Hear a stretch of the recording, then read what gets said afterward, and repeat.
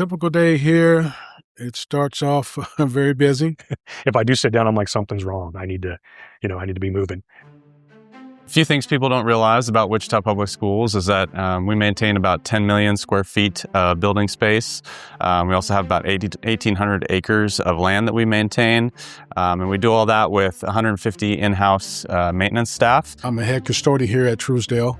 I run a crew of 7. As a building engineer, I do the preventive maintenance on the building. I try to anticipate breakdowns, anything that's going to stop school from happening. We're not just custodians. I mean, well, we do quite a bit. This is an older building, number one. So it requires you to come in. The first thing you have to check certain points of the building, your boiler rooms or things like that, make sure you don't have no leaks or electrical issues and things like that you have to report immediately. This building uses we use hot and cold water to heat and cool it, so it's called hydronics. So I've got miles and miles of pipes of hot and cold water down there that I need to look at. Usually you're going to spend about an hour and a half first thing in the morning just to do your walkthrough in the building. Clogged toilets, light bulbs out. Rainy days worry me. You just don't know where's the next leak going to come in the building. I have to get up in the ceiling and they're always like, "What are you doing up there?" I'm like, "This is where the cold air's coming from."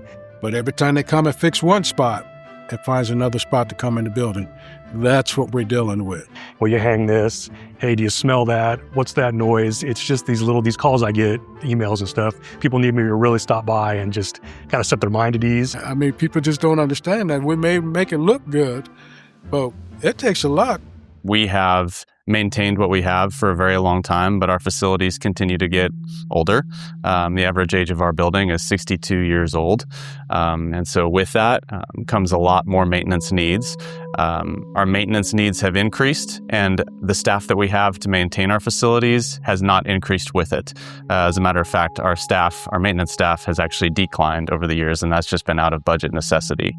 And so we find ourselves in the mindset of really having to be as proactive as possible in maintaining what we have, knowing that there aren't enough resources to replace everything that needs replaced. This is an older building.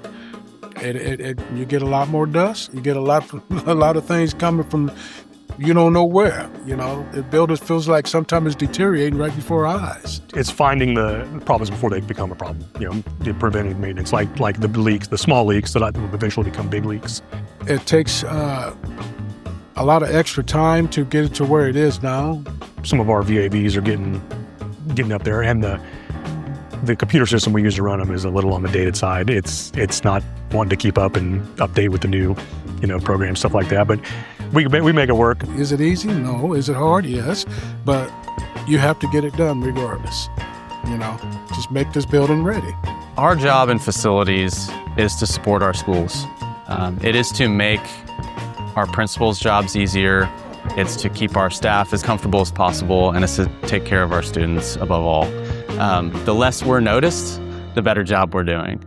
When I walk through the building and everything's working, it's a calm, peaceful feeling. It doesn't last long usually, but there have been moments where I'm just like, yeah, everything's working as it should. I should probably find some wood to knock on. What makes a good day? When you have no spills or no disruptive anything. So, yeah. Have you had that day yet? No, not yet. It's coming. It's coming.